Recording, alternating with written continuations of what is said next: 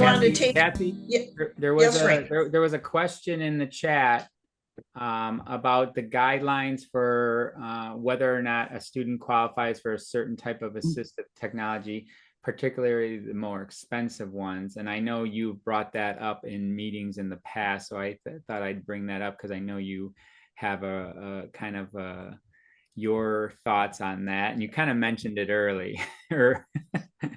Yeah, I mean, it is not a qualifying service, so you don't have to qualify. But of course, like anything else, you're having to do an assessment.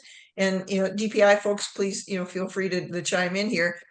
But in order for us to know that an assistive technology device works for a student, they have to try it out. And that's something we're going to talk about, is Rachel's going to talk about our lending library.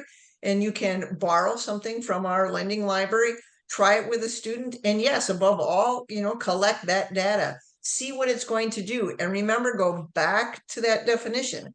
Is it something that's going to help your student maintain something, improve something, all of their functional capabilities? What is it that that student needs to be successful in that classroom? And again, it can be anything. Cost, according to our MIS, that the Department of Education actually just put out in January, cost cannot be, and is never could be, a factor as far as selection. It is what is important for that student. And I know funding can be an issue with any school district, but again, I've never known a director that, if you didn't go back to them with the right data that says, look, with this piece of equipment, this student can do X, Y, and Z, and their butts in the seat, they're learning, they're doing all of these great things. And this is what they need in order to be the most successful person that they are. And if that's the case, then that's a piece of technology that we will need for them to be successful. There are different ways of looking at funding depending upon what it is, if it's an AAC device. In fact, we're going to have a community practice meeting on that. So it is a huge topic, and thanks, I'm not sure who brought that up, but thanks for bringing that up. Hopefully I answered that question. Michelle or Dawn, do you have anything you want to add to that? I think you covered it pretty well, Kathy, and I would suggest even going back to the video resource library that's on the AT Forward webpage, and you can search by topic if you want more information on this, and then the micro credentials, like you will talk about later, will help with that process too. Thanks, Michelle. And I think, yep, agree. Yep, go ahead, Frank. And I think we've talked before about collecting that data about the student will always help your cause, no matter, especially with the more expensive devices, and collecting that pre-assessment data to say that this student really needs this, and then maybe borrowing it from one of the lending libraries and then showing the data about that before you purchase is also a great idea as well.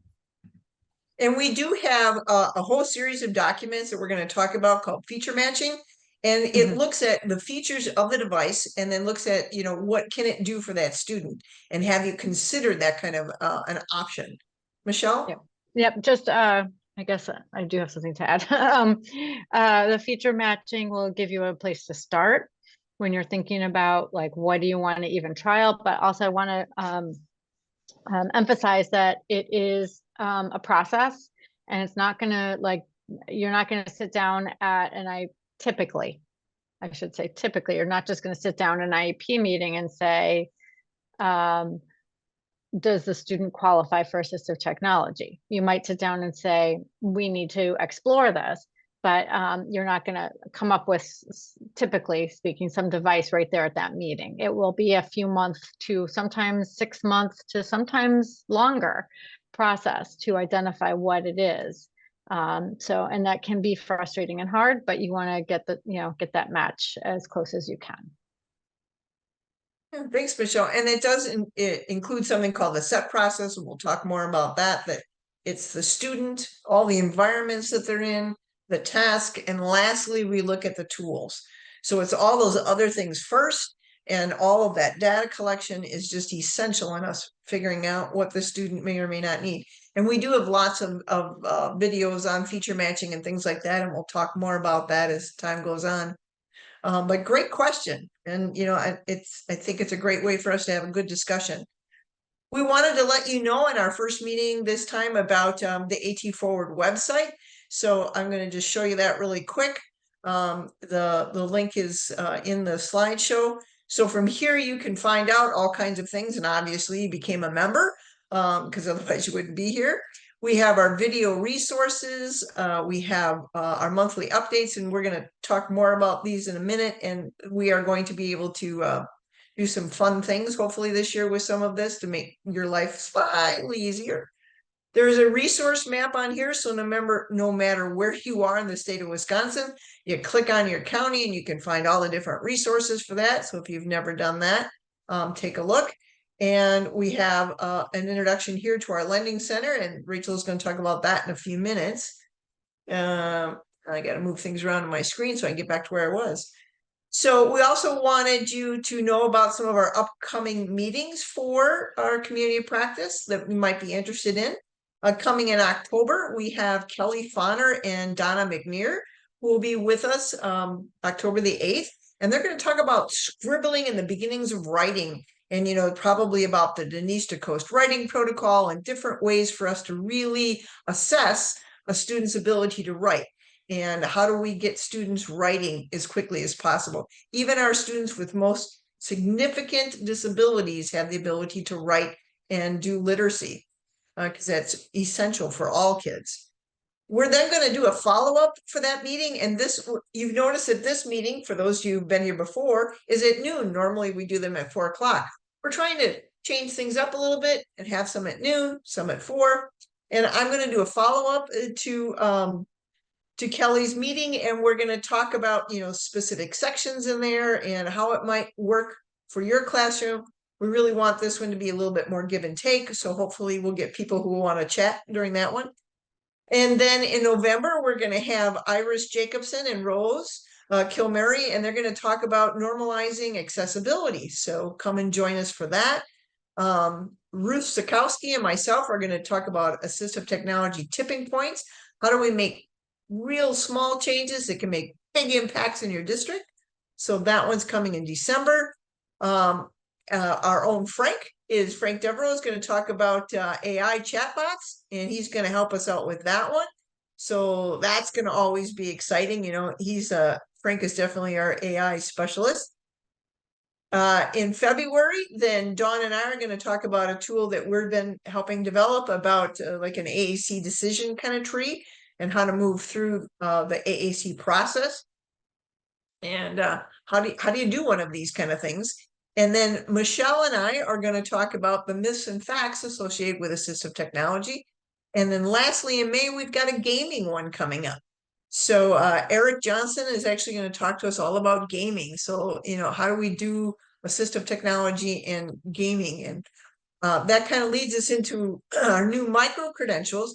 If you're new to us, what is a micro-credential?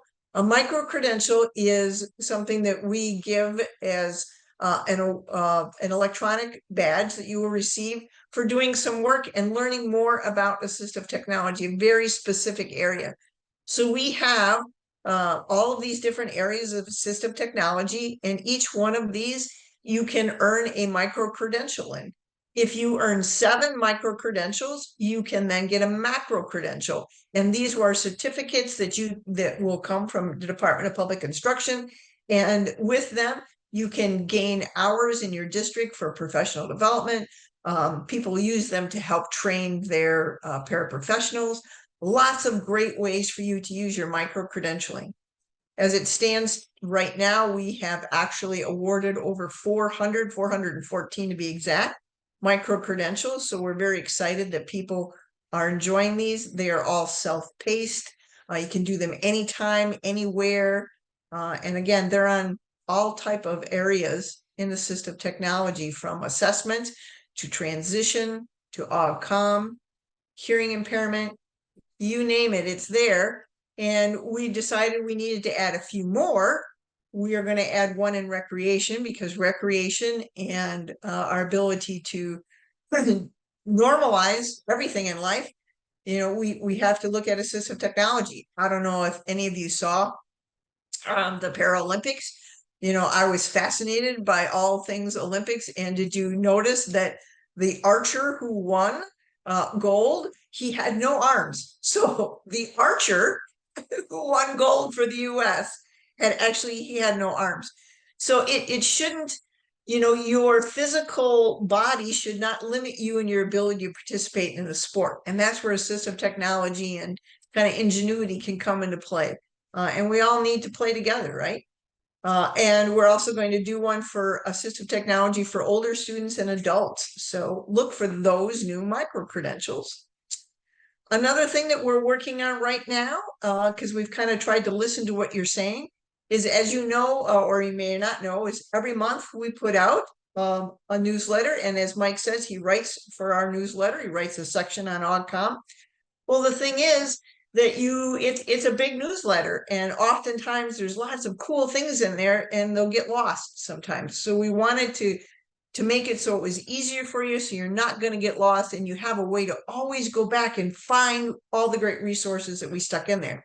So I've created this document, so you can see on the right hand side, it talks about the original date that it might have appeared. So if something wasn't time sensitive, but is more of a great resource, we stuck it in here.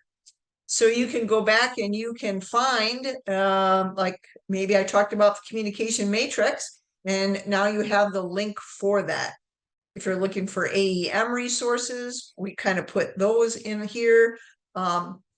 Amy Snow, who's on this call, she does some great things and brings us some great information from the School for the Visually Impaired. And she had some different articles, like this one was the case for describing race in all alt text. So what is alt text? What does that mean? So what I've tried to do is go back and put these things in here so that you have them and they're not lost. So you can go back and actually find them and you know where they're all at. So that hopefully is a coming soon kind of a thing, and it will be coming soon to so people will be able to see that and you'll be able to search it. If you have thoughts, suggestions, ideas, send them to us so that we can help. We want to be able to help you. As I said earlier, that Stacy could not be here today. Stacy Duffy, who is our all AIM specialist and transition specialist. She's actually at a conference learning more about NIMAC and NIMIS, and I know lots of different acronyms. But what it is how do we make our materials accessible for our students with either learning or vision impairments? So we've put together some more resources here, including some for the visually impaired of the center, and how do I get Braille in large format? So the resources are here for you. And we have other resources on our DPI website, all things AIM. We did create last year, I think it was done, our decision tree for, when you're looking at a student, do they really need AEM? So it kind of brings us back to that question about the guidelines before. This is a great stepping stone kind of a thing to figure out, is the decision, how do I get from point A to point B? Do I know if my student needs accessible educational format? So it's basically you're asking this question: does the student access, use, and derive meaning from standard print, including visuals and graphics? Because there's lots of graphics in the stuff that we do. How do you do that? So depending upon how you answer that question, then you can go on, and it's going to help you figure out what type of accessible educational material that you may or may not need. So we've added those things for you. Next step guidance. So it's a frequently asked question. Like, oh, my student can, access print maybe in reading, but he can't access it in math. What do we do? So those are the frequently asked questions are going to be coming soon to the website so you can see what they look like. We also want to remind you that we've done lots of sessions on AEM webinars, and of course there's a micro credential in AEM, so you can earn some more little badges in that area. And then there's also the center, the National Center for AEM, so we wanted to make sure that we had that in there for you too.